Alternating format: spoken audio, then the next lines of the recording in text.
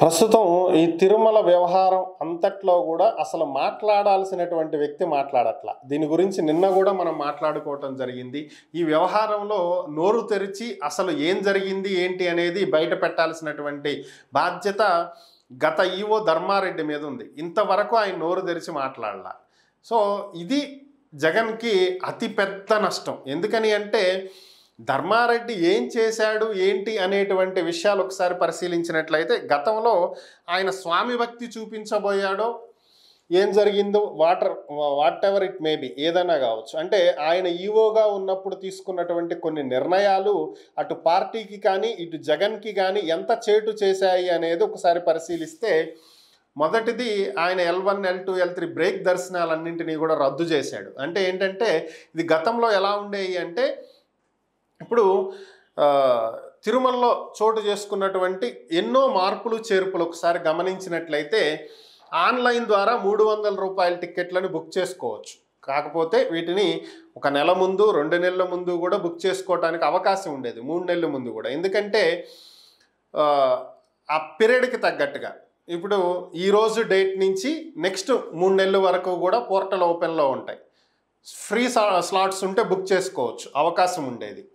అలాగే master list అని ఒకటి ఉండేది. దాంట్లో మన డీటెయిల్స్ పొందుపరుచుకుని ఉంచితే ప్రతిసారి టైప్ చేసేటువంటి అవసరం లేకుండా నేరుగా మాస్టర్ లిస్ట్లో నుంచి ఎవరెవరికి పిలిగ్రిమ్స్కి ఎవరెవరికి మనం బుక్ చేస్తున్నామో వాళ్ళ డీటెయిల్స్ వచ్చేస్తాయి, బుక్ చేయడానికి ఈజీ ఉండేది. కానీ తరువాత ఈ గత 5 ఏళ్లలో వచ్చినటువంటి మార్పులు గమనిస్తే ఇప్పుడు ఇది ఎట్లా తయారైంది అంటే ఎప్పుడు టిక్కెట్లు ఓపెన్ చేస్తారా అని చెప్పి ఎదురు చూడాల్సినటువంటి పరిస్థితి.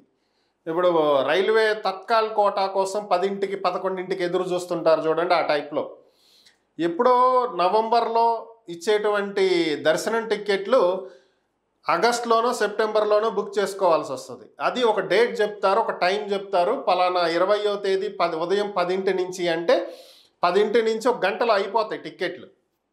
నవంబర్ కోటా అయిపోయింది, అర్రే అయిపోయింది. మళ్ళీ డిసెంబర్లో బుక్ చేసుకోవాలి అంటే మళ్ళీ సెప్టెంబర్లోనో అక్టోబర్లోనో డిసెంబర్ కోటాని పెడతారు. అది ఒక డేట్ చెప్తారు, ఒక టైం చెప్తారు, ఆ టైంలో బుకింగ్. పోనీ బుకింగ్ అన్నా సజావుగా సాగుతుందా అంటే గతంలో లాగా లాగిన్స్ లేవు. నెంబర్ ఎంటర్ చేయాలి, ఓటీపీ వచ్చింది, ఓటీపీ ఎంటర్ చేయాలి, స్లాట్ సెలెక్ట్ చేసుకోవాలి. ఆ స్లాట్ తర్వాత అదొక టైం పెట్టిద్ది, ఆ 5 మినిట్సో 3 మినిట్సో వెయిటింగ్ పీరియడ్, అది ఆగాలి. ఈలోపు అవతల ఎన్ని బుక్ అవుతున్నాయో తెలియదు. నీ టైం వచ్చి ఓకే అయ్యి నువ్వు లిస్ట్ అంతా లోడ్ చేసి సబ్మిట్ చేసే వరకు అక్కడ మొత్తం ఎత్తిపోతాయి, ఏముండవు. సో సైట్ని ఇంత వరస్ట్గా నాశనం చేశారు నిజంగా చెప్పాలంటే.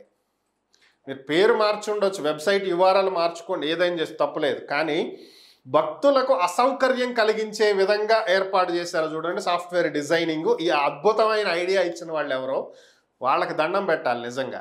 సో దీన్ని కూడా పక్కన పెట్టేసేస్తే తర్వాత ఇందాక మనం మాట్లాడుకుంటున్నాం కదా L1, L2, L3 దర్శనాలు. ఇక్కడికి వచ్చేటప్పటికి ఈ 300 రూపాయల టిక్కెట్లు దొరకని వాళ్ళు ఉంటారు కదా, వీళ్ళు దర్శనం కోసం వాళ్ళకి తెలిసినటువంటి ఎమ్మెల్యేనో ఎంపీనో మినిస్టరో ఎవరో ఒకళ్ళు ఉంటే పాపం వాళ్ళని అడిగి లెటర్ ఇప్పించుకుని వెళ్తారు. జేఈఓకి లెటర్ ఇస్తే వీళ్ళకు టైం స్లాట్ ఇస్తారు, ఆ టైం స్లాట్లో వెళ్ళి దర్శనం చేసుకుంటారు అన్నమాట.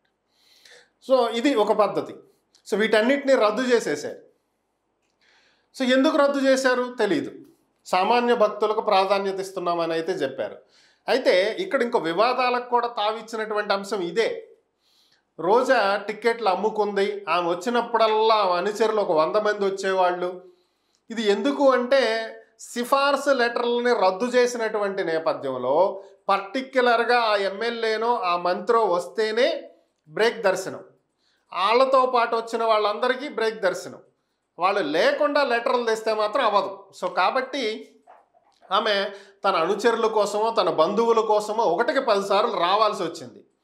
అలాగే 1 కేజీ 400, 500 నుంచి తక్కువకు వస్తుంది కదా అని చెప్పి 300కి టెండర్ను ఓకే చేయడం. టెండర్ల ప్రకారమే తీసుకున్నారు, ఇదేమీ పర్టికులర్గా ఒక కంపెనీకి కట్టబెట్టింది కాదు. టెండర్లు వేయించుకున్నారు, ఎవరు తక్కువ కోట్ చేశారో వాళ్ళకి ఇచ్చారు.